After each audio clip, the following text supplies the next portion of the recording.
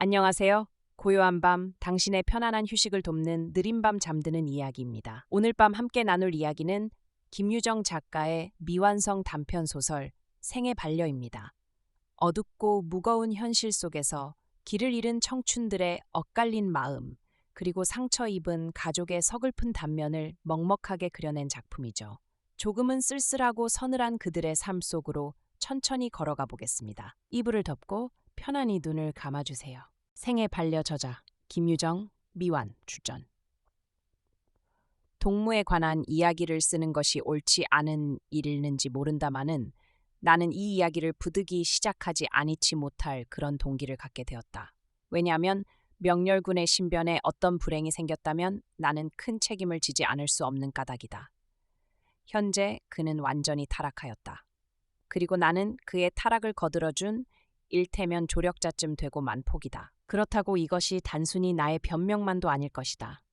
또한 나의 사랑하는 동무 명렬군을 위하여 창따운 생의 기르기 되어주기를 바란다. 그것은 바로 4월 21의 날이었다. 내가 밤중에 명렬군을 찾아간 이유는 하지만 이유랄 건 없고 잠깐 만나보고 싶었다. 그의 집도 역시 사직동이고 우리 집과 불과 50여간 산 거밖에 안 된다. 그러함에도 불구하고 그는 나를 찾아오는 일이 별로 없었다. 물론 나는 불리를 토하고 투덜거린 적이 없는 것도 아니다. 그러나 다시 생각하고는 덮어두기로 하였다. 그 까닭은 그는 사람 대하기를 극히 싫어있는 이상스러운 청년이었다. 범상에서 벗으러진 상태를 병이라고 한다면 이것도 결국 큰 병의 일종이겠다. 그래서 내가 가끔 이렇게 찾아가곤 하는 것이다. 방문을 밀고 들어서니 그는 여전히 텁수룩한 머리를 하고 방 한구석에 놓인 책상 앞에 웅크리고 앉았다. 물론 난줄은 알리라마는 고개 한번 돌려 보는 법 없었다. 나는 방바닥에 털뻑 주저앉으면서 뭐 공부하니? 하고 말을 붙이었다. 그는 아무 대답 없이 책상 위에서 영어 사전만 그저 만짓거릴 따름이었다. 그 태도가 글자율 읽는 것도 아니요. 그렇다고 아주 안 읽는 것도 아닌 그렇게 몽롱한 시선으로 이 페이지 저 페이지 넘기고 있는 것이다. 이걸 본다면 무슨 생각에 곰곰 잠기어 있는 것이 분명하였다. 남이 뭐래면 대답 좀 해라. 나는 이렇게 퉁명스레 말을 했으나 지금 그가 무엇을 생각하고 있는지 나라고 모를 배도 아니었다. 권련에 요를 붙이고 나서 나는 흔차 소리로 오늘도 편지했나 하고 연기를 내뿜었다. 그제서야 그는 정신이 나는지 내게로 고개를 들리더니 네, 너 오길 지금 기다렸다 하고 나를 이윽고 바라보고는 너에게 청이 하나 있는데 하며 도로 영어 사전께로 시선을 가져간다. 잿간에 내가 그 청을 들어줄지 흑은 않을지 그게 미심하여 속살을 이야기하기 전에 나의 의향부터 우선 들어보자는 모양이었다. 나는 선선히 받으며 청이랄 게 뭐 있나? 될 수 있다면 해보겠다.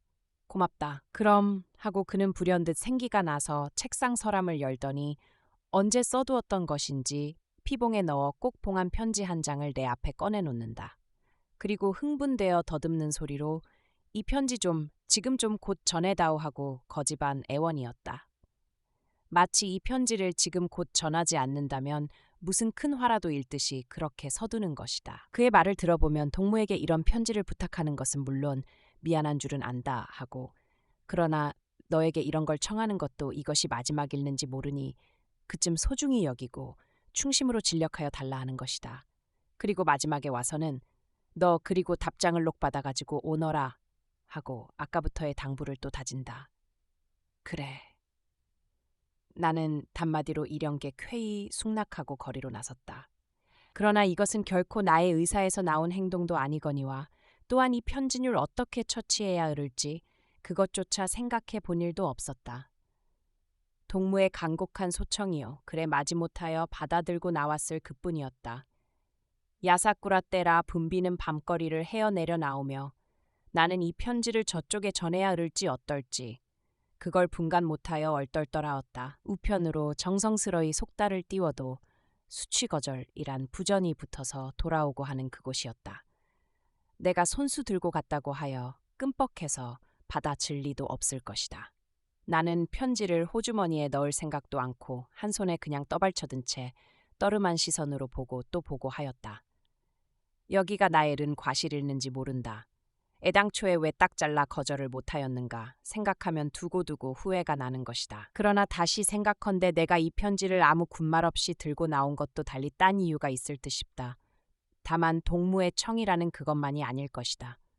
그렇다면 확실히 나는 이걸 나에게 내놓을 때에 명렬군이 가졌던 야릇하게도 정색한 그 표정에 기가 눌렸는지도 모른다.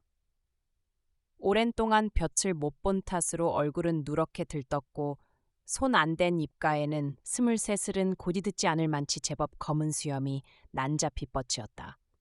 물론 버니는 싱싱해야 할 두 볼은 꺼지고 게다 연일 철야로 눈까지 딱 들어간 말하자면 우리의 갇힌 사람이라기보다는 짐승에 가까웠다. 거기다 눈에 눈물까지 보이며 긴장이 도를 넘어 떨리는 어조로 이 편지를 부탁했던 것이다. 이걸 본다면 이것이 얼마나 중대한 편지임을 알 것이다. 만일 이 편지가 제대로 묻가고 본다면 필연 명렬군은 온전히 그냥 있지는 않으리라. 하여튼 나는 그걸 가지고 갈 곳까지 다다랐다. 내가 발을 멈춘 데는 도내동 객골목이었다. 바로 내 앞에 쳐다보이는 전등 달린 대문이 있고 그 옆으로 차돌에 남영주라고 새긴 문패가 달구었다. 안에서는 웃음소리와 아울러 가끔 노래가 흘러나오련만 대문은 얌전히 듣닫기였다. 나의 임무는 즉 이 집에다 편지를 바치고 그 답장을 받아오는 것이다. 그러나 아무리 생각하여 보아도 다가서서 대문을 두드려 볼 용기가 나질 않는다. 이 편지가 하살목일래 그가 탄탁히 받아주랴 싶어서이다마는 어떻게 생각하면 사람의 일이라 예외를 알 수 없고 그리고 한편 전인으로 이렇게까지 왔음에도 호기심으로라도 받아줄지 알 수 없다. 우선 공손히 받쳐나 보자 생각하고 나는 문 앞으로 바특이 다가서 본다. 그러나 서록 받아준다 치고 요망스레 뜯어서 한번 쭉 훑어보고 내동댕이 친다면 그때 내 꼴이 무엇이 되겠는가. 아니 나보다는 이걸 쓰기에 정성을 다한 명렬군이 첫대 모욕을 당할 것이다. 여하찬 일이라도 동무는 욕보이고 싶지 않다. 생각하고 나는 다시 대문을 떨어져 저만치 물러선다. 이러기를 서너 차례 한 다음에 나는 딱 결정하였다. 편지를 호주머니에 넣고 그대로 사직동을 향하여 올라갔다. 내가 명렬군의 집으로라 들어가려 할 제 등 뒤에서 갑자기 쟤하고 누가 부른다. 돌아다 보니 저편 언덕에 그가 풀대님으로 서 있는 것이다. 내가 그 길로 올 줄 알고 먼저부터 고대하고 서 있는 모양이었다. 그는 나론 데리고 삿지 공원으로 올라가 전했니? 하고 조용히 묻는 것이다. 응 하고 나는 코대다부 펄 바나무나 그것만으로는 좀 될 충분함을 깨닫고 잘 전했다 하고 명백히 대답하였다. 그래 잘 봤디? 집 뭔데 사람이 퇴내는 걸 아니 받을까? 나는 이렇게 큰 소리는 하긴 했으나 뒤미쳐 그럼 답장은? 하고 묻는 데는 답장은? 그만 얼떨떨하지 않을 수 없었다. 미처 거기까지는 생각이 돌지 않았던 까닭이었다. 조금 주저하다가 답장은 못 받아 온견 하고 얼버무렸으나 그것만의 펄도 부족할 듯 싶어서 가보니까 명주는 노름을 나가고 없더구먼. 그러니 그걸 보고 오자면 새벽 2점이 될지 넉 점이 될지 알 수 있어야지. 그래 안잠자기를 보고 아씨 오거든 꼭 전하라고 신신당부를 하고 왔다. 하고 답장을 못 받아온 그 연유까지 또박또박히 고하였다. 그러나 그는 편지를 그 집에 두고 온 것만으로도 저욱이 만족한 눈치였다. 나의 바른 손을 두 손으로 꼭 쥐어잡고는 고맙다 하고 치사를 하는 것이다. 그때 나는 그의 눈 위에서 달빛에 번쩍거리는 그걸 보았다. 이렇게 거짓말물하고도 죄가 헐할까 싶어서 나는 그에게 태하여 미안하다기보다도 오히려 죄송스러운 생각에 가슴이 끌밋하였다. 나는 쾌활히 그 등을 치며 맘을 조급히 먹지 말아라. 무슨 일을 밥 먹듯 해서 야 되겠니? 저도 사람이면 언젠가 답장을 할 때도 임겠지. 답장? 하고 그는 숙인 고개를 들더니 그대로는 답장 안 한다. 그대로 안 하? 는 건 뭐야? 염려 마라. 언제든지 내 가서 직접 받아오마. 일강 덜렁거리다 괵을 당하는 나이지만 또 객적은 소리까지 짓거려 놓았다. 내 딴은 잠시나마 그에게 기쁨을 주고자 했음이 틀림없을 것이나 물론 그 결과가 어떻게 되는 것까지는 생각지 못하였다. 그러니까 그로 말하면 나의 장담에 다시 회망을 품고 그럼 너 미안하지만 다시 한번 편지를 전해줄래? 그리고 이번에는 답장을 꼭 맡아 오너라 하고 다시 청한 것도 조금도 무리는 아닐 것이다. 이렇게 거짓말에서 시작되어 엉뚱한 일이 벌어지게 되었다. 물론 전부를 나의 책임으로 돌리지 않을 수 없는 것이나 한편 따져보면 명렬군도 그 일부를 지지 않을 수 없다. 왜냐면 그는 먼저도 말한 바와 같이 보통 성질의 인물이 아니기 때문이다. 지금 그가 편지를 쓰고 있는 이것이 언뜻 생각하면 연애는지도 모른다. 상대가 여성이요. 그리고 연일 밤을 새워가며 편지를 쓴다면 두말 없이 다들 연애라고 이렇게 단정하리라마는 이것은 결코 흔히 말하는 그 연애는 아니었다. 그 연애란 것은 상대에게서 향기를 찾고 아름다움을 찾고 다시 말하면 상대를 생긴 그대로 요구하는 상태의 명칭이겠다. 그러나 그의 연애는 상대에게서 제 자신을 찾아 내고자 거반발광을 하다시피 하는 것이다. 물론 상대에게는 제 자신이 그림자도 비치지 않았다. 그러므로 이것은 차차 이야기하리라마는 때로는 폭력을 가지고 상대에게 대들어 나를 요구하는 그런 궤변까지 이르게 되는 것이다. 하니까 이것은 결코 연애가 아니라 하는 것이 가당하리라. 첫째로 그의 편지는 연서가 아니었다. 보건대 연서는 대개 상대를 꽃다웁게 장식하였다. 그의 편지는 상대의 추악한 부분이란 일일이 꼬집어 뜯어서 발겨놓고 말하자면 태반이 욕설이었다. 그러므로 상대는 답장을 안 할 뿐만 아니라 매로는 받기를 거절하였다. 그리고 둘째로는 그 상대가 화류계의 인물이요.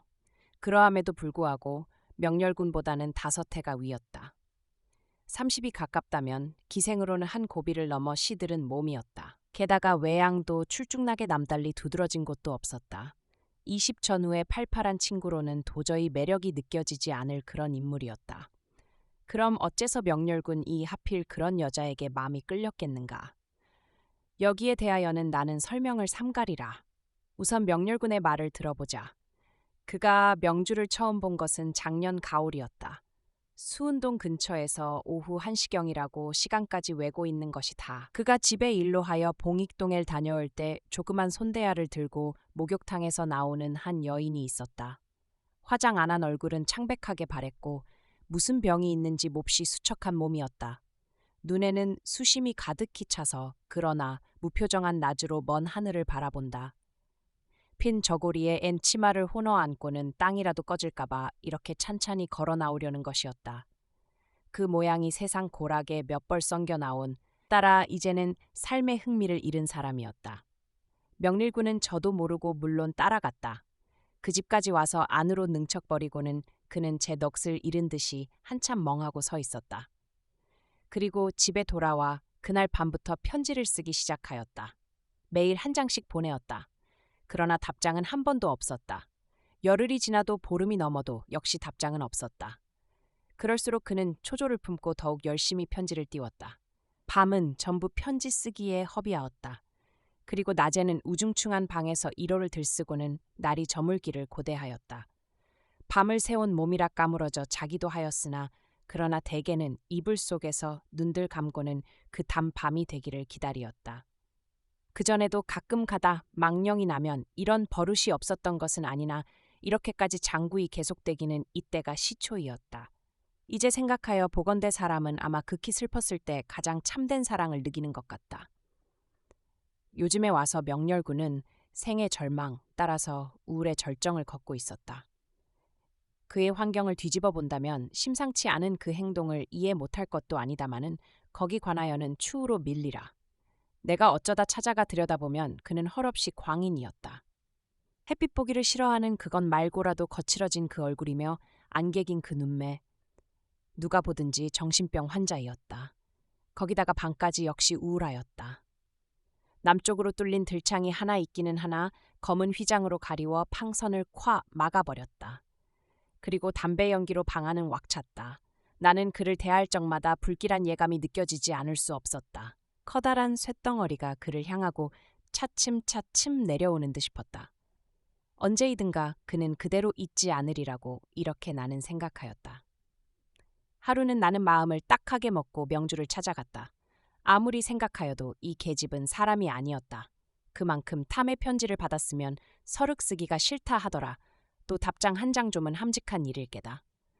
얼마나 도도하기에 무턱대고 편지만 집어먹는가. 당장에 가서 그 이유를 캐보고 싶었다. 그리고 될 수 있다면 답장 하나 받아다가 주고 싶었다.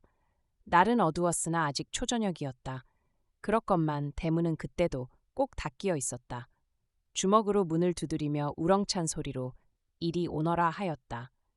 기생집에 오기에 꼴은 초라할망정 음성까지 죽어질 건 없었다. 다시 커다랗게 그러나 위험이 상치 않도록 문 열어라 하고 소리를 내질렀다. 그제서야 안에서 인기가 나더니 문이 열리었다. 그리고 한 30여 세 되어 보이는 여편네가 고개를 내 어밀어 나의 아래 위를 쑥 훑더니 누굴 찾으셨뇨 하고 묻는 것이다. 걸걸한 목소리가 이 집에 안잠작인 듯 싶었다. 이런 때 명주 있나? 하고 어줍댔더면 통했을지도 모른다. 원체 순백이라 기생집의 예의는 조금도 모르므로 전하 명주 선생 좀 만나러 왔소 하니까 그는 공연스레 눈살을 짚더니 노름 나가셨어요? 이렇게 토라지는 소리를 내는 것이다. 그리고 내가 하긴 소용도 없는 맛 미쳐 어디로 나갔소? 하고 다 묻기도 전에 문을 탁 닫아버리고는 모르겠어요 하고 만다. 이럴 때 본인은 웃고 말아야 할 것이나 나는 짜장약이 올랐다. 문짝을 부셔버릴까 하다가 결국에는 이 젠 주거로 기생집엔 다시 안 오리라고 결심하고 그대로 돌아섰다. 그리고 그 길로 십하게 명렬군을 찾아갔다. 나는 분김에 사실을 저저히 설파하고 너 때문에 내가 욕받다 하고 고를 내었다. 하기는 그가 가라고 했던 것도 아니건만 그리고 말을 이어서 기생집에 있는 것들은 전부 사람이 아니다. 만에 하나라도 사람다운 점이 있다면 보름씩이나 편지를 받고도 답장 하나 안 할 리 없다. 거기서도 너를 전혀 사람으로 치질 않는다. 생각해 보아라. 네가 뭐길래 기생이 너를 보고 끔찍이 여기겠니? 이 땅에는 너 어외에 돈 있고 명예 있는 그런 유복한 사람이 허다하다. 기생이란 그들의 소유물이지 결코 네가 사랑하기 위하여 생겨난 존재는 아니다. 라고 이렇게 세세히 설명하고 아까만 하더라도 그 계집이 나에게 대한 태도를 보아라. 내가 만일 주단을 흘리고 갔더라면 어서 들어오라고 온 집안이 끌어나와서 야단일 게다. 이것들이 그래 사람이냐? 하고 듣기 싫은 소리를 늘어놓으니까 그는 쓴 낯을 하고 없으니까 없다 했겠지. 설마 널 뗐겠니? 없긴 필 없어 하고 소리를 렉질렀다. 그리고 또 기생도 기생 나름이었다. 그것도 젊다면 이언이 와 나이 이미 30을 바라보는 늙은이다. 이걸 뭘 보고 정신이 쏠리는가. 이런 건 정신병자가 아니면 하기 어려운 장난임을 다시 명백히 하여주고 오늘부터 편지를 끊어라. 허구 많은 계집애에 어디 없어서 그까짓 걸. 너는 모르는 소리야. 그는 이렇게 더 듣고 싶지 않다는 듯이 나의 말을 회피하다가 차라리 송장을 연모하는 게 을겠다 하고 엇막는데 그만 불끈하여 듣기 싫다 하고 호령을 치는 것이다. 그리고 나를 쏘아보는 그 눈이 단박 벌겋게 충혈되었다. 나는 그에게 더 충고해야 듣지 않을 것을 알았다. 말다툼에까지 이르지 않았음을 오히려 다행히 여기고 그대로 나와 버렸다. 이렇게 되었으니 그 다음번 내가 편지를 전하러 갔다가 대문도 못 두드려보고 와서 거짓말을 한 것이 전혀 나의 과실만도 아닐 것이다. 그러나 나는 그를 탓하지는 않았다. 그는 자기의 머릿속에 따로이 저의 여성을 갖고 있는 것이다. 그는 지극히 존경하는 한 여성이 있는 것이다. 그는 그 여성을 저쪽에 끌어내놓고 연모하기 시작하였다. 그리고 명주는 우연히 그 여성의 모형이 되고 말았을 그뿐이겠다. 내가 명렬군을 알게 된 것은 고보 때이었다. 그는 같은 나이에 비하면 숙성한 학생이었다. 키가 훌쩍 크고 넓적한 얼굴을 가진 학생이었다. 말을 할 때에는 좀 덜하나 선생 앞에서 책을 낭독할 적이면 몹시 더듬었다. 그때 우리는 그를 말더듬이라고 별명을 지었다. 그 대신 그는 말이 드문 학생이었다. 우리는 어떤 때에는 그를 비겁하게도 생각하였다. 왜냐면 그는 여럿이 모인 곳에는 안 가려고 하고 비슬비슬 피하는 소년이었다. 사람이 없을 때에는 운동장에 내려가 철봉을 하고 땅체조를 하고 하였다. 많은 점심시간 같은 때 전교 학생이 몰려 나와 놀게 되면 그 흘로 잔 디밭으로 돌고 하었다. 물론 원족이나 수학여행을 갈 적이면 그는 어떠한 이유를 가지고라도 빠지려 하였다. 이렇게 사람을 두려워하는 별난 소년이었다. 그리고 매일 성적이 불약하였다. 특히 4, 5학년에 이르러서는 과정 낙제가 자리를 잡을 만치 불량하였다. 선생의 말을 빌면 재주가 있다고 그 재주를 믿고 공부를 안 한다. 그러나 제 재주를 믿는 것도 다소 학과를 염두에 두는 사람의 말이겠다.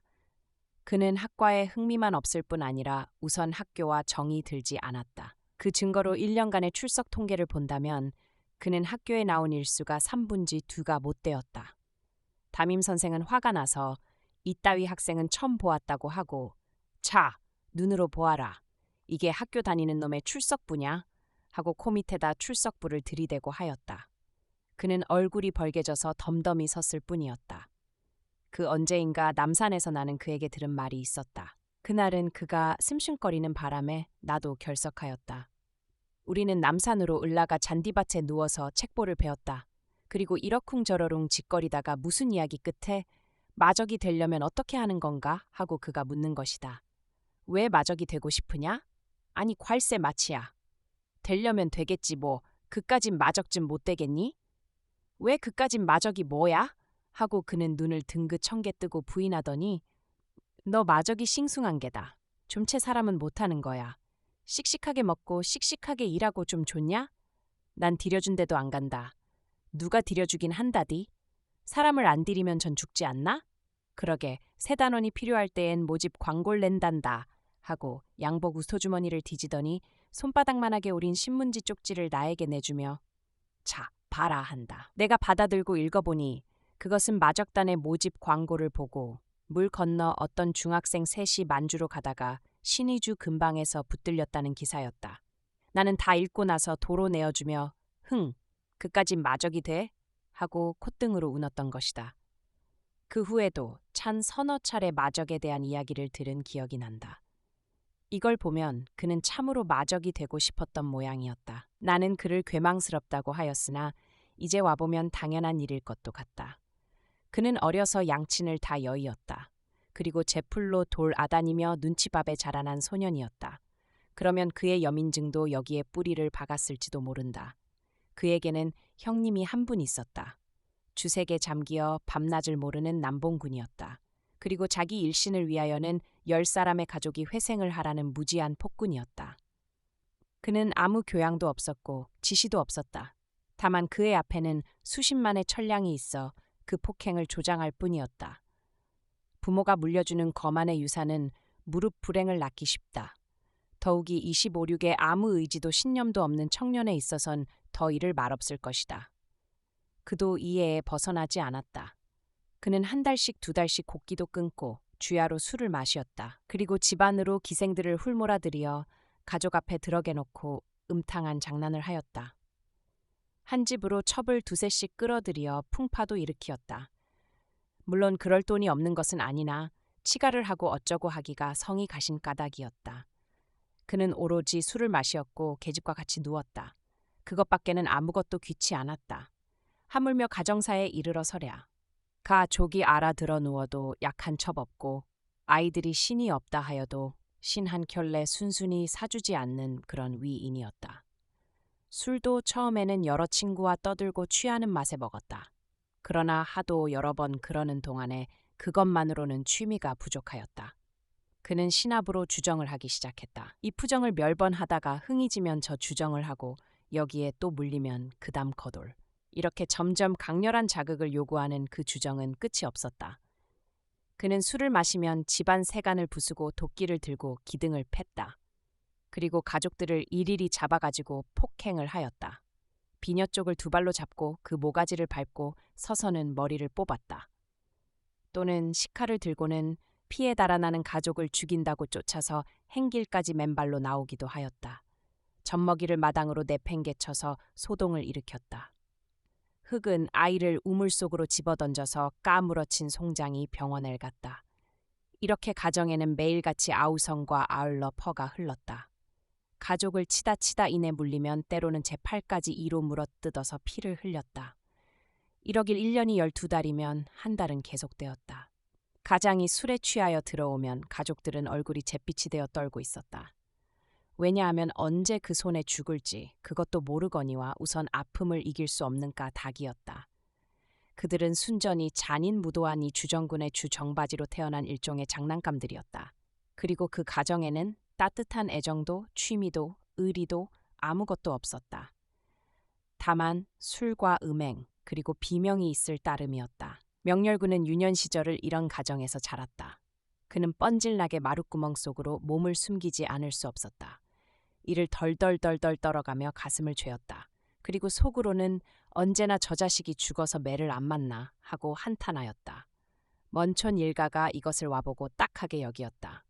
이렇게 해선 공부커녕 죽도 글렀다 생각하고 명렬이에게 분재를 해주게. 그래서 다른 데 가서 따로 공부를 하든지 해야지 이거 온 되겠나? 하고 충고하였다. 형이 이 말을 듣더니 염려 마슈. 내가 어련히 알아채려서 할라고 하고 툭 차버렸다. 그리고 같이 술을 잔뜩 먹고는 나중에는 분재 운운하던 그 일가를 목침으로 후려갈겨서 이를 둘이나 분질렀다. 명렬군은 그 형님에게 마땅히 분재를 해봐돌 권리가 있었다. 그러므로 욕심이 과한 그 형은 분재이야 기만 나오면 눈이 뒤집혀서 펄쩍 길었다. 일 분재하면 사람 버려. 나처럼 되면 어떡하니? 너는 공부 다 하고 느직해서 살림을 내주마. 이것이 분재 못하는 그의 이유였다. 그러나 그 많던 재산도 17년이 채 못 되어 기물게 되었다. 서울서 살던 형이 명렬군을 그의 누님에게 떠맡기고 시골로 내려갈 때에는 불과 몇백 석의 땅이 있었을 뿐이었다. 명렬군이 차차 장성할수록 그 형에게는 성가스러운 존재였다. 좋은 소리로 그를 서울에 테내 던지고 저의 식구끼리만 대대의 고향인 그 시골호 내려가고 만 것이었다. 이것이 명렬군이 고보를 졸업하고 동경에 가려 했으나 집에 승낙이 없어서 그도 못하고 이럴까 저럴까 망설이며 놀고 있었던 때의 일이었다. 이렇게 형의 손에서 길을 못 펴고 자란 그는 누넘한테로 넘어오게 되었다. 따라서 비로소 살 길을 찾은 듯이 그는 기쁘지 않을 수 없었다. 그러나 과누님도 그의 기대와는 다른 인물이었다. 피는 앗지 32세의 젊은 과부이었다. 14살에 시집을 가서 10년이나 넘어 살다가 쫓기어 왔던 것이다. 돈 있는 친정을 둔 새 백만치 불행한 건 다시 없을 것이다 라고 하는 것은 그를 괴롭히기에 잣다른 구실이 얼마든지 많았다. 색도록 돈을 묵히과도 시얏 하나 살릴 줄 모른다고 은근한 이유로 그도 역시 쫑기어 오고 만 것이다. 그러나 친정에 와도 반기어 그를 맞아줄 사람은 없었다. 가장인 오빠라는 작자는 매일같이 매만 때리었다. 뿐만 아니라 결국에는 출가 외인이 친정 밥 먹는다고 머리를 터치어 거리로 내쫓았다. 이런 풍파를 여고 혼자 들어다니다가 근근히 얻은 것이 직업이었다. 그리고 방 한 칸을 세를 얻어 그 헐급으로 단독 살림을 시작하였다. 물론 그에게는 아무 소생도 없었다. 그 좁은 방에서 남매가 글내다가 이 집으로 온 것은 그 후 1년이 끔 지나서이다. 시골 간 형이 아우의 입을 막기 위하여 사직동 꼭대기다 방 둘 있는 조그만 집을 전세로 얻어준 것이 즉 이 집이었다. 그리고 둘의 생활비로는 누님의 월급이 있을 뿐이었다. 누님은 경무과 분실 양복부에 다니는 직공이 펐다. 아침 6시쯤 해서 가면 오후 5시에 나오고 하는 것이 다. 일차기 70 전점 되므로 한 달에 공일을 제하면 한 19원 남짓하였다. 그걸로 둘이 먹고 쓰고 하는 것이 다. 그러나 허약한 젊은 여자에게 공장살이란 견디기 어려운 고역이었다. 공장에 다닌 지단 5년이 못 되어 그는 완연히 사람이 변하였다. 눈매는 허황하게 되고 몸은 바짝 파랬다. 그리고 보통 사람이 본다면 대뜸 저 사람이 미켰나 씨를 할 만치. 그렇게 그 언사와 행동이 해괴하였다. 버니도 그는 성질이 급하고 변덕이 죽을 듯 하던 사람이었다. 거기다 공장에서 얻은 히스테리로 말미암아 그는 제 성미를 제가 걷잡지 못하도록 되었던 것이다. 거기 대하여는 또 따로이 말이 있으리라마는 여기서는 다만 그가 성한 사람이 아니란 것만 알면 고만이다. 낮 같은 때 공장에서 일을 하다가 깜빡 졸 적이 있다. 그러다 삐끗하면 엄지손가락을 재봉틀에 박는다마는 열 수는 없고 그대로 서서 쩔쩔매는 것이다. 그러면 감독은 와서 뒤통수를 딱 때리고 조니까 그렇지 하고 눈을 부라린다. 혹은 뒤를 보러 갔다 늦을 적이 있다. 감독은 수상히 여기고 불이 나게 쪼나온다. 그리고 잡은 찬문을 열어 젖힌 뒤 자로다 머리를 때리며 암캥이를 세고 있는 거야? 하고 또 호령이 열다. 그러나 그는 치받치는 서름과 분노를 꾹꾹 참지 않을 수 없다. 감독에게 말대꾸하는 것은 공장을 그만두는 사람의 일이었다. 또는 남자들 틈에서 일을 하는지라 남녀 관계로 시달리는 일이 적지 않았다. 어뜩어뜩 건드리는 놈도 있고 마주대고 눈을 흘기는 놈도 있었다. 흙은 빈정거리는 놈에 쌈을 거는 놈까지 있었다. 그렇다고 사내와 공장에서 싸울 수는 없는 일이니 그는 역시 참을 수밖에 다른 도리는 없었다.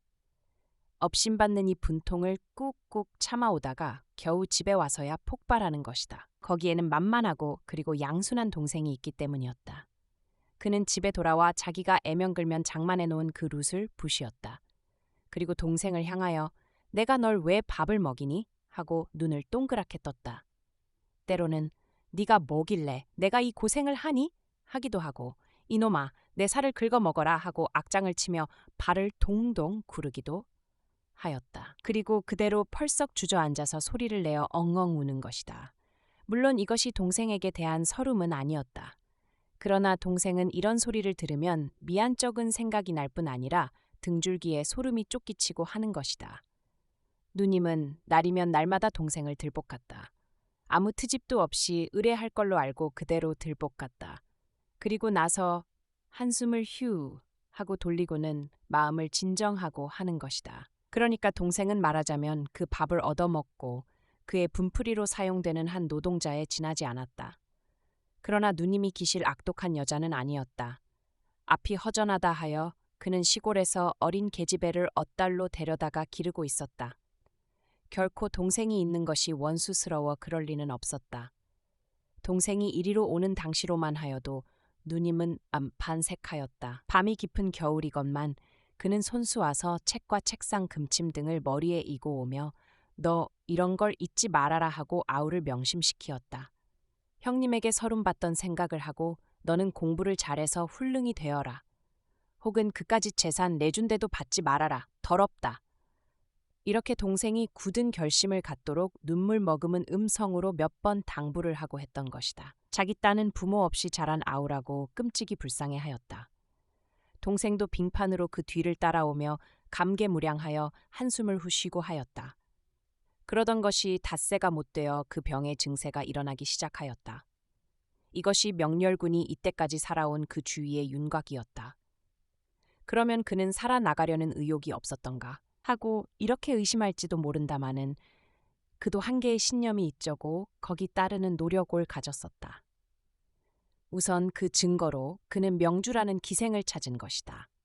그리고 그의 누님을 영원히 재우고자 무서운 동기를 가졌던 것도 역시 그가 살아나갈 길을 찾고 있던 한 노력이 있음을 우리는 차차 알 것이다. 그의 우울증을 타진한다면 병의 원인은 여러 갈래가 있었으리라마는 그 근본이 되어 있는 원병은 그는 애정의 줄이었다.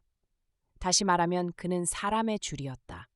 그는 이따금씩 나에게 어머니가 난 보고 싶다 이렇게 밑도 끝도 없이 부르짖었다. 나이찬 기생을 그가 생각하게 된 것도 무리는 아닐 것 같다. 그는 그 속에서 여러 가지를 보았으리라. 즉 어머니로서 동무로서 그리고 연인으로서 명주가 그에게 필요하였다. 그러나 그때 나로는 그것까지 이해할 만한 능력이 없었다. 사람 같지 않은 기생이니 피를 위하여 하루라도 일찍이 단념하여 주기만 바랐다. 거짓말을 하고 은지 4월째 되는 낯이었다. 내가 저녁을 먹고 있으려니까 여기 아저씨 계세요? 하고 나피은 소리가 나는 것이다. 얼른 미닫이를 열고 내다보니 그것은 틀림없이 명렬군의 생족하였다. 왜? 저 우리 아저씨가요. 이거 빠따 드리래요. 그리고 조그맣게 접은 종이 쪽을 내준다 받아들고 펴보니 그건 간단히 좀 왔다 가지 못하겠니? 이런 사연이었다. 마침 밥상을 물리려던 때이므로 나는 옷을 갈아입었다. 그리고 계집애를 따라 슬슬 나섰다. 아저겨 지금 뭐 허더? 늘 아파서 아르석요 하고 선인은 가없은 표정을 하는 것이다. 그러나 나는 어쩐지 불안스러웠다. 나를 오라는 그 속을 대충 짐작하고 있기 때문이었다. 내가 들어갔을 때 그 의약을 다리고 있었다. 벽과 백간 사이가 불과 좁은 집이었다. 수채 가게고 하였다. 뜰이라는 것은 이에 한 평 반가량 되는 한 깜찍한 마당이었다. 누님은 마루 끝에서 칸 반밖에 안 되는 yor고 장독이게 yor마루와 장독, 그 사말하자면 손바닥만 그 마당가에 하얀 잎살이 여기저기 흩어져 있다. 이걸 보면 오늘도 그 병이 한 차례 지난 모양이었다. 아마 저녁을 하려다가 그대로 펀에 던진지도 모른다. 그는 나를 보더니 개가 아마요 하고 언짢은 낯을 하는 것이다. 내가 불안한 마음으로 글쎄 무슨 병일까요? 흙 몸살이나 아니에요? 하고 물으니까 그는 모르겠어요. 무슨 병인지 하고는 통이 아무것도 안 먹고 저렇게 밤낮 앓기만 해요. 아마 내가 하고 미처 말끝도 맺기 전에 행주 치맛자락을 눈으로 가져간다. 그리고 몇 번 훌쩍훌쩍 하더니 내가 야단을 좀 쳤더니 아마 저렇게 병이 나에게 이렇게 하소를 하는 것이다. 물론 그는 병이 한 차례 지난 뒤에는 팍히 온순한 여자이었다. 그의 생각에는 자기가 들복서 동생이 병이 난 줄로 아는 모양이었다. 나는 위안시키는 말로 염려 마십시오. 봄이 되어서 몸살이 났겠지요. 하고는 건넌방으로 들어갔다. 그는 이불 속에 가만히 누워 있었다. 나를 오라고 고대 불렀으나 물론 인사도 하는 법 없었다. 개슴츠레 희뜬 눈으로 천장만 뚫어보고 입을 뿐이었다. 해쓱한 얼굴이며 꼼한 눈이며 며칠 전만도 더 못한 것 같았다. 창백한 손등에는 파란 심줄이 그대로 비쳐골랐다. 그리고 얼굴에는 무거운 우울에 쌓여 괴로운 빛이 보이었다. 나는 첫눈에 그가 제 버릇 이외에 다른 병이 있음을 알았다. 얼마 바라보다가 너 어디 아프냐 하고 물어보았다. 그는 무슨 대답을 하려고 입을 열듯 하더니 입맛으로 다얀 버린다. 어딘가 몸이 몹시 괴로운 눈치였다. 낯을 잔뜩 찌푸리고는 역시 천장만 바라보고 있었다. 다시 한번 큰 소리로 어디 아퍼? 하니까 하고 입속으로 대답하다가 어디가? 등이 좀 결린다 하고 그제서야 그는 내게로 시선을 가져온다. 마는 사실 등이 결린 것은 아니었으리라. 그때 나는 등이 왜 실리는가 싶어서 그럼 병원에 좀 갔더라. 병이란 애초에 고쳐야지 하고 객적게 권하였다. 여기에는 아무 대답도 하지 않았다. 도로낮을 찌푸려가며 끙끙 앓을 따름이었다. 이제 와 생각하면 그는 나의 둔갑을 딱하게 여겼을지도 모른다. 누님이 짜서 풀고 들어온 약을 그는 요강에 부었다. 그리고는 빈 대접을 움목으로 쓱 밀미버렸다. 마치 그 약을 받아먹는 것이 큰 모욕이나 될 듯 싶었다. 누놈이 이걸 목격하여 봤다면 또 분란이 있었으리라. 그가 나간 다음의 일이라 그대로 무사하긴 하였다. 이걸 본다면 그는 이때부터도 누님에게 역심을 잔뜩 품고 있었음이 확실하였다. 이윽고 그는 나를 향하여 미안하지만 너 한 번만 더 갔다 올래? 하고 나지기 묻는 것이다. 어딜 갔다 오는 건지 그것은 묻지 않아도 화난 일이었다. 그래라 하고 선뜻 대답하였다. 하니까 그는 자리 밑에다 손을 디밀더니 편지 하나를 끄집어내 앞으로 밀어놓는다. 답장을 꼭 맡아 오너라. 그래, 두말 없이 나는 편지를 들고 나섰다. 답장을 맡아 오겠다 한 전일의 약속도 미안하였다. 오늘은 어떠한 일이 있더라도 답장을 맡아 오리라고 결심하였다. 내가 여기에 가는 것은 지금이 세 번째다. 한 번은 안잠자기에게 욕을 당하고 또 한 번은 편지를 전하러 갔다가 대문도 못 열어보고 그냥 왔다. 한 번도 원당자를 만나본 일은 없었다. 사람이 가서 애거를 하는 데야 답장 하나 안 해줄 리 없으리라. 이렇게 생각하고 종로를 향하여 내려오다가 이 얼마만인가.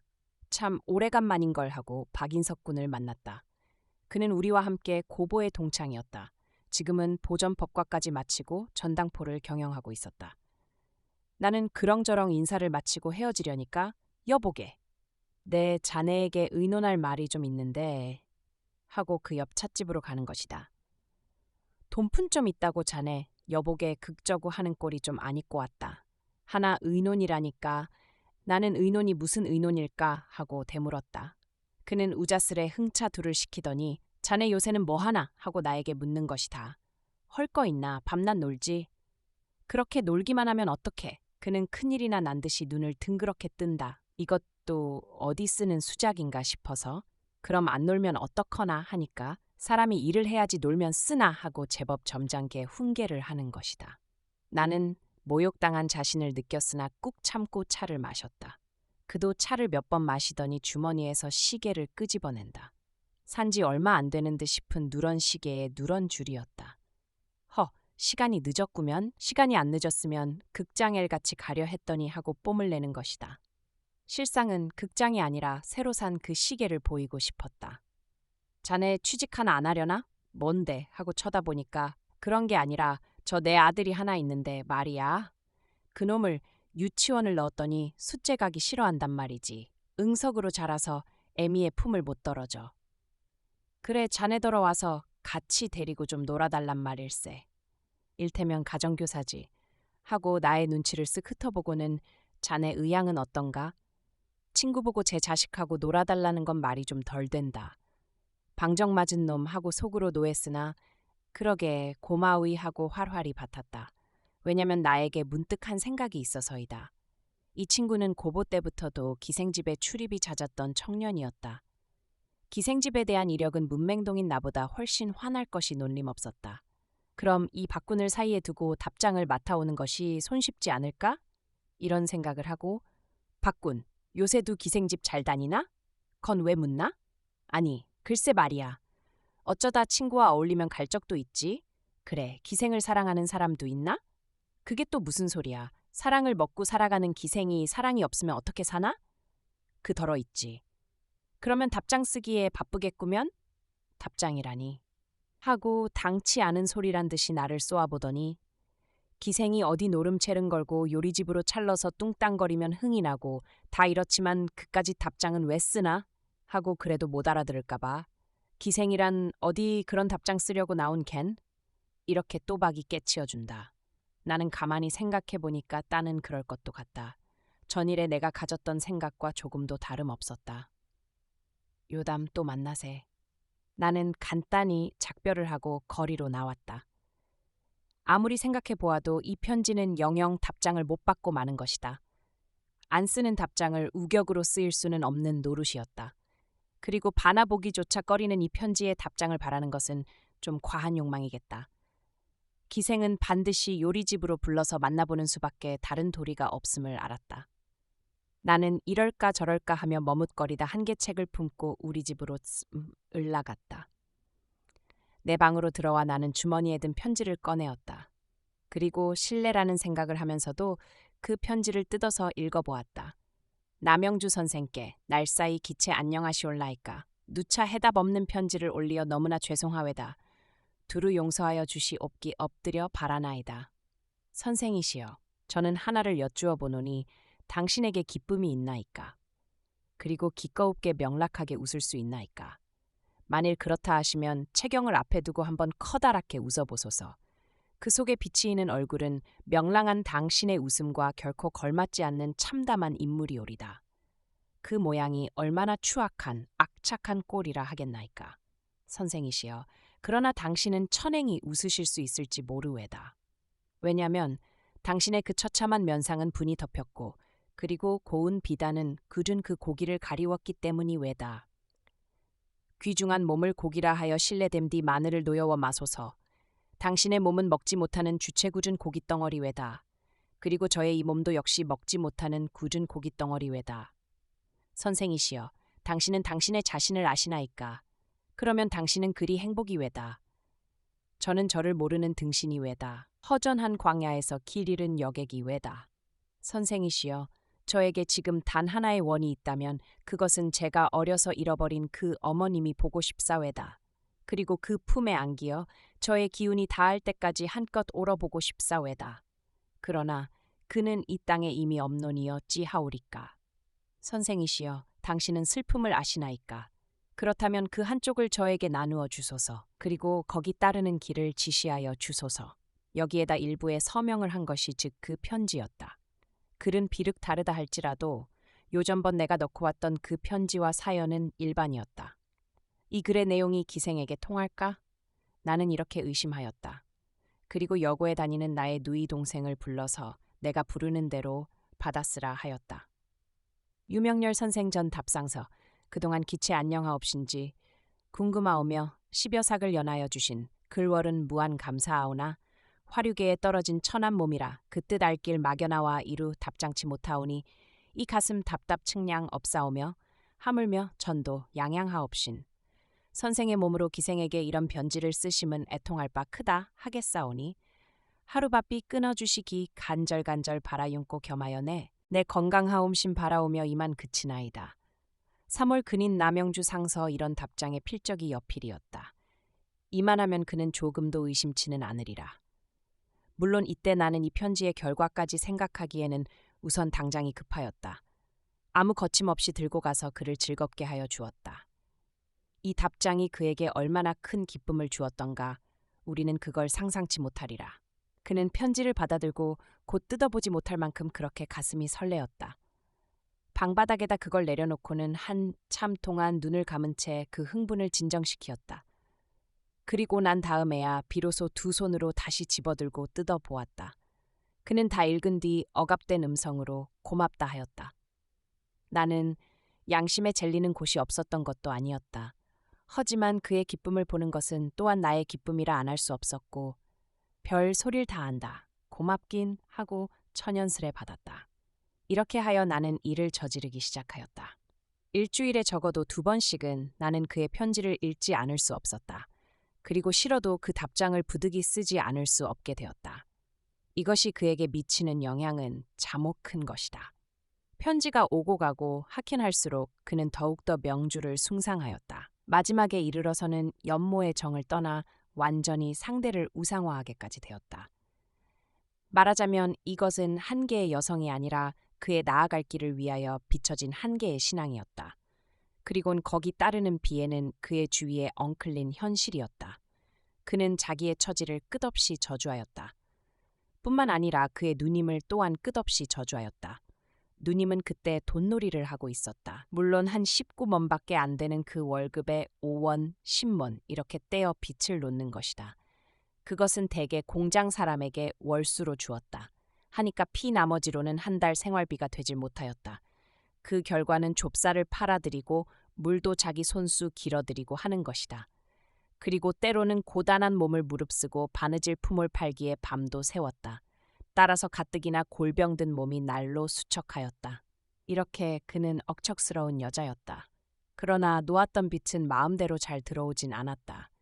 돈 낼 때가 되면 그들은 이 핑계 저갱게 늘어놓으며 그대로 얼렁얼렁하고 마는 것이다. 심지어 어떤 사람은 내 다음부터 잘 낼게 돈 좀 더 주, 닭에 있고 개 있는 거 어디 가겠수? 하고 그를 달랬다. 혹은 돈 좀 더 안 구워주면 전 것도 안 내겠수 하고 제법 대드는 우락부락한 남자도 있었다. 공장 안에서는 빚놀이를 못한다는 것이 공장의 규칙이었다. 그걸 드러내놓고 쌓을 형편도 못되거니와 한편 변덕이 많은 그라 남의 꼬임에 잘 떨어지기도 하였다.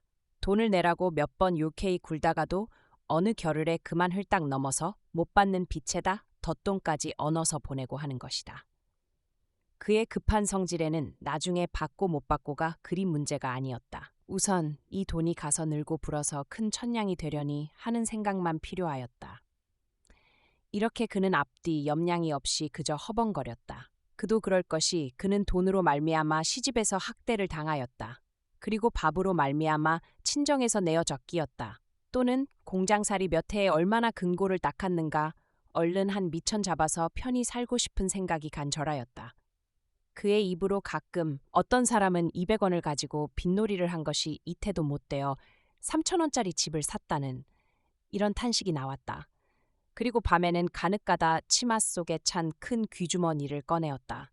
거기에서 돈을 쏟아서 가장 애틋한 듯 이 차근차근 세어보았다. 그동안 쓴 것을 따져보아 한 푼도 축이 안 나면 그제서야 한숨을 휘돌리고 자는 것이다. 그러자 하루는 그 돈이 없어졌다. 그가 공장을 파하고 나와서 저녁밥을 하고 있던 때였다. 그는 손수 나아가 고기를 사고 파를 사고 해서 가지고 들어왔다. 그리고 기쁜 낮으로 화로에 장을 아니고 있었다. 물론 그 병이 한 차례 지난 뒤도 뒤려니와 그날은 오랜만에 빚 놓았던 돈 5원을 받은 까닭이었다. 그는 곧잘 밥을 푸다가 말고 여기 돈 누가 집어갔니? 하고 째지는 소리를 하였다. 갑자기 부엌 문틀 위에 놓여있는 돈을 보고 서이다. 10전에서 고기 5전, 파 1전, 성냥 1전 이렇게 샀으니 반드시 3전이 있어야 할 터인데 2전뿐이었다. 대뜸 선의를 불러서 너 여기 돈 1전 어쨌니? 하고 묻다가 전 몰라요 하고 얼떨떨한 눈을 뜨니까 2년 몰라요? 그리고 때리기 시작하였다. 사실은 아까 비지장수에게 1전 준 것을 깜빡 잊었다. 그는 이렇게 정신이 없는 자기이몰, 그것조차 잊기 잘하는 건망증이었다. 바른 대로 불라고 계집을 한참 치다가 그의 장작개비로 머리까지 터치고 나서야 비로소 자기의 계산이 잘못됨을 알았다. 피는 터진 머리에 약을 발라주며 너 이담부터 그런 손버르쟁이 허지 마라 하고 멀수룩해진 자기의 낯을 그렁그렁 세웠다. 그러나 속으로는 부끄러운 양심이 없는 것도 아니었다. 이런 때 동생이 나와서 자기의 열성을 들어 몇 마디 하여 주었으면 좀 덜 미안할 게다. 그런데 자기의 밥을 먹으면서 언제든지 꿀먹은 벙어리로 있는 것이 곧 미웠다. 그는 동생에게는 밥을 주지 않았다. 둘의 밥만 마루로 퍼가지고 와서 선희와 같이 정다이 먹었다. 그리고 문 닫힌 건넌방을 향하여 어디 굶어 좀 보지. 사람이 배가 쪼로록 소리를 해야 정신이 나는 거야. 이렇게 또 시작되었다. 건넌방에선 물론 아무 대꾸도 없었다. 조금 사이를 두고 그는 다시 학교를 그렇게 잘 다녀서 고등 보통학교까지 맞고 남의 밥만 얻어먹너. 혹은 형이 먹일 걸 왜 내가 먹인담. 팔자가 드세니까 별꼴을 다 보겠네. 하고 깐깐히 비웃적거린다. 그렇다고 큰 음성으로 내대는 것은 아니었다. 부드리운 그러나 작할진 가시를 품은 어조로 그래도 덜 뜯어먹었니? 어서 내 뼈까지 긁어 먹거라. 하고 아들 낳는 자식은 개아들이야? 하고 은근히 뜯는 것이다. 그는 등생을 결코 완력으로 들볶지 않았다. 그것보다는 은근히 뱉대놓고 비양거리어 불안스럽게 구는 것이 동생을 괴롭히기에 좀 더 효과적인 까닭이었다. 완력을 쓰면 동생의 표정은 심심하였다. 그러나 이렇게 배를 긁어놓으면 그는 얼굴이 해쓱해지며 팜새 대들듯이 두 주먹을 부르르 떨었다. 그러면서도 누님에게 감히 덤비지는 못하고 마는 것이다. 이 묘한 표정을 누님은 흡족히 향자하였다. 그리고 나서야 그는 분노, 불만, 비애 이런 거친 심정을 가라앉히곤 하는 것이다. 이만큼 그는 뒤등그러진 성질을 가진 여자였다. 명렬군은 여기에서 누님을 윰시 중호하였다. 누님이 그의 앞으로 그릇을 팽개치고 대들어 옷가슴을 잡아 뜯을 때에는 그 병으로 돌리고 그대로 용서하였다. 그리고 묵묵히 대문 밖으로 나가 버리고 마는 것이다마는 이렇게 깐죽거리고 안아서 차근차근 비위를 긁는 데는 그는 그 속에서 간악한 그리고 추악한 한 개의 악마를 보는 것이다. 단박 등줄기에 소름이 쭉 끼치곤 하였다. 그러나 그렇다고 그가 그의 누님을 해치우고자 험한 결심을 먹은 것은 결코 아니었다. 만일 그가 단순히 누님을 미워만 하였더란들 일은 간단히 끝났으리라. 저주를 하면서도 이렇게까지 끌고 왔음에는 여기에 따로이 한 이유가 있지 않으면 안 될 것이다. 동리에서는 누님을 뒤로 세워놓고 젊은 계집이 어째 행동이 저렇게 환장한 기집이 아니오? 그러니까 그러. 아이 미친 연두 참 다 보네. 이렇게들 손가락질을 하였다. 한번 두레박 때문에 동리에 분란이 인 뒤로는 그를 꼭 미친 사람으로 믿었다. 그것도 그가 금방 물 한 통을 떠왔는데 그의 두레박이 간 곳이 없었다. 물통은 마당에 분명히 있는데 이게 웬일일까 하고 의심하였다. 대문 밖에 있는 우물에가 찾아보아도 역시 없는 것이다. 이건 정령코 우물 옆에다 놓고 온 것골. 물 들어왔던 다른 여편네가 집이 같다고 생각하지 않을 수 없었다. 왜냐면 우물에는 주야로 사게 람이 꾸비지 않았고 그리고 두레박을 잃는 일이 빈번하였다. 그는 잡은 참 대문 밖으로 나와 우물개를 향하고 어떤 년이 남의 두레박을 집어갔어? 하고 악을 쓰고는 이 동네는 도적년들만 사나? 남의 걸 집어가게. 이렇게 그만 실수를 하고 말았다. 그는 분하면 급한 바람에 되는 대로 내쏟는 사람이었다. 우물길에 모여섰던 아낙네들은 물론 대노하였다. 아니 여보, 그게 말 따위요? 하고 꾸짖는 사람도 있고 누가 집어갔단 말이오? 동네 년틀이라니 하고 대드는 사람도 있었다. 그리고 또는 이 동네는 도적년들만 있다. 너는 이년아, 이 동 내년이 아니냐? 하고 악장을 치고 달려드는 사람도 있었다. 치렇게 하여 한나절 동안이나 아기 다툼이 오고 가고 하였다. 그리고 동네는 떠나갈 듯이 소란하였다. 만일에 이날 명렬군이 나와서 공손히 사죄만 안 했더라면 봉변은 착실히 당할 뻔하였다. 나중에 알고 보니 그 두레박은 부엌에 놓인 물독 위에 깨끗이 얹어 있었다. 그 후도 그는 여러 번 동네에 나와 발악하기를 사 양치 않았다. 이럴 때마다 말 드문 동생은 방 속에서 하고 아지 못할 신음소리를 내었다. 그러나 이것만 보고 그 누님을 악한 여자 길고 볼 수는 없을 것이다. 명렬군이 한 번은 생각하기를 누님의 간신간신 벌어들이는 밥만 먹고 있기가 미안하였다. 그리고 직업을 암만 열심히 덧보아도 마땅한 직업도 역시 없었다. 아무거나 한다고 찾아다니다 문득 한 생각을 먹고서 누님, 내 내일부터 신문을 좀 배달해 보리다. 같이 벌어들이면 지감보다는 좀 날 테니 아무 염려 마우 하고 그 누님을 안심시켰다. 하니까 누님은 펄쩍 뛰며 얘 별소리 마라. 신문 배달이 다 뭐냐. 네가 몸이나 튼튼하면 모르지만 그런 걸 허니? 하고 말리었다. 왜 못하긴 하루 한 번씩 뛰기만 하면 될걸. 그래도 넌 못해. 그것도 다 하는 사람이 있단다. 하고 좋지 않은 얼굴로 그저 암말 말고 내가 주는 밥이나 먹고 몸서리 있거라. 그럼 나에게는 벌어다 주는 것보다도 더 적선일 테니 나중에 어떻게 다 되는 수가 있겠지. 하고 도리어 동생을 위안하였다. 그리고 이것이 3시간이 채 못 지나서 우연히 문틀에 머리를 딱 부딪고는 아이쿠 하고 내 왜 이 고생을 하나. 늙은이 자빠져 있는 저 병신을 먹이려고 어서 뼈까지 긁어먹어라 이놈. 아! 그리고 그 병이 또 시작되었다. 그러면 명렬군이 그 누님에게 아기를 잔뜩 품고 일본 대판으로 노동을 하러 가려 할 때 굳이 붙들어 말린 것도 결국 그 누님이었다. 그는 말릴 뿐만 아니라 슬피 울었다. 내가 좀 심하게 했더니 그러니? 내 성미가 번이 망해서 그런 걸 옥생각하면 어떡하니? 하고 자기의 성미를 자기 맘대로 못한다는 애소를 하고 난 네가 없으면 허전해 못 산다. 좀 고생이 되더라도 나와 같이 있자. 그럼 차차 4살 도리를 해줄 테니. 이렇게 눈을 써넣어가며 떠나려는 사람을 막았던 것이다. 이걸 본다면 명렬군에게 용단성이 없구나 하고 생각할는지 모른다. 그러나 그는 용단성 문제보다도 먼저 커다란 고민이 있었다. 떠나려고 뻗대다가 결국엔 저도 눈물로 주저앉고 만 것을 보더라도 알 것이다.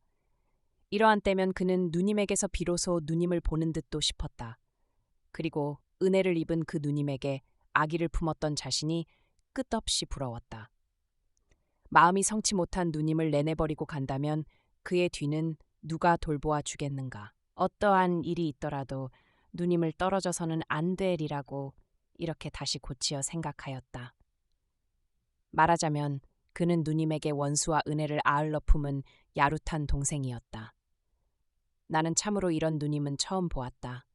기껏 동생을 들볶다가는 어떻게 맘이 내키면 금세 빙긋이 웃지 않는가. 그리고 부모 없이 자라 불쌍하다고 고기를 사다 해먹이고 국수를 들여다 비벼도 먹이고 하는 것이다. 그러나 그건 아무래도 좋다.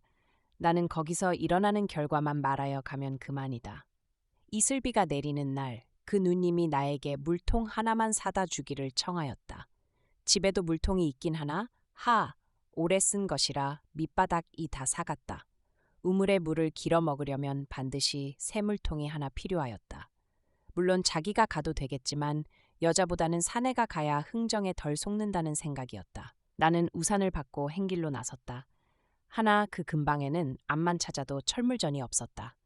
종로에까지 내려와서야 비로소 물통 하나를 사들고 와서 그에게 거스름돈과 내어주며 물통이 별로 좋은 게 없더군요 하니까 잘 사셔줍니다. 튼튼하고 좋은데요 하고 물통을 안팎으로 뒤져보며 퍽 만족한 나지였다. 그리고 그는 우중에 다녀온 나를 가철다는 듯이 바라보더니 신이 모두 젖었으니 절 어떡하세요? 하고 매우 고맙다 하다가 이 얼마 주셨어요? 45전 주었습니다. 참 싸군요. 우리가 가면 60전은 주어야 삽니다. 그는 큰 횡재나 한 듯이 아주 기뻐하였다. 그러나 물통을 이윽히 노려보다가 그 낯이 점점 변함은 이상하였다. 눈가에 주름이 모이고는 그 병이 시작될 때면 언제나 피런지와 같이 입살에 개거품이 이는 것이다. 그는 물통을 땅에 그대로 탁 내려치더니 이년아 하고 마루 끝에 앉은 선희의 머리채를 잡는다. 선희는 점심을 먹고 앉았을 뿐으로 실상 아무 죄도 있을 터가 없었다. 몇 번 그 한을 치고 나서 이년아 밥을 먹으면 좀 얌전히 앉아서 처먹어라. 기집애년이 그게 뭐냐 하고 얼토당토하는 홍계를 하는 것이다. 나는 그만 까닭 없이 불안스러워서 얼굴이 화끈 달았다. 딸고 보면 그 물통의 옆 한 군데 우그러들은 곳이 있었다. 그것이 그의 마음에 색들지 않았다. 물른 나에게 그런 말이라도 했으면 나도 그를 모르는 배 아니겠다초 얼른 밥어다 주었으리라. 하나 그는 남에게 터놓고 자기의 불평을 분명히 말하려는 사람은 아니었다.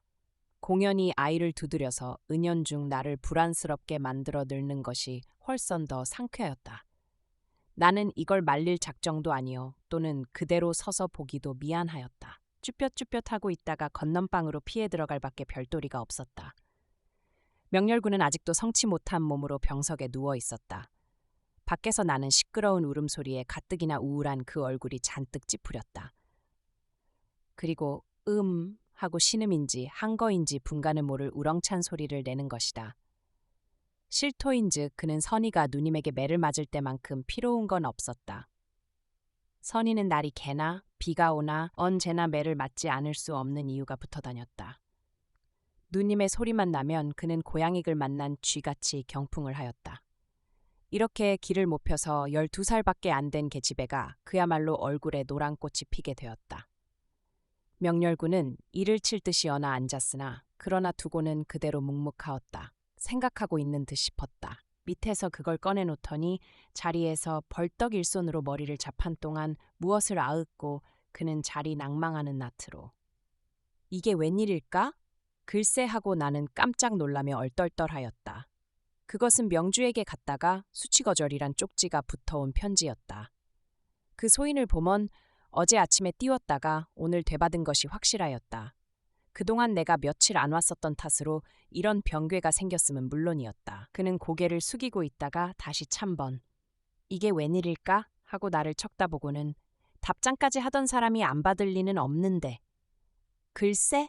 나는 뭐라고 대답해야 으를지 떨떠름하였다. 하리럽이 그와 한 가지로 고개를 숙이고는 그대로 덤덤하였다.